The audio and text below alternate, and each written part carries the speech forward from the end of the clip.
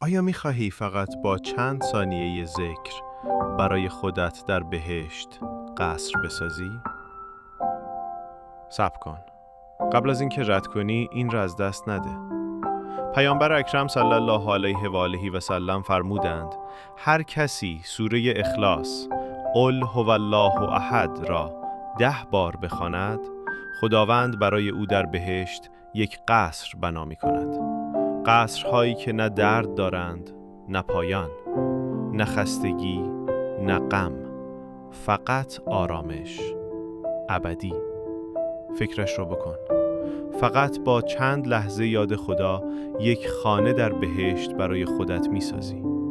پس همین حالا سوره اخلاص را 10 بار بخوان و این پیام را فقط برای ثواب پنهان نکن. با دیگران هم شریک شو.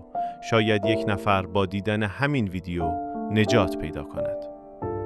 اللهم اجعلنا من اهل الجنه. اگر این پیام به دلت نشست، لایک کن، پیج ما رو فالو و سابسکرایب کنید و با دیگران به اشتراک بگذار به نیت ثواب جاریه. سبحان الله و بحمده.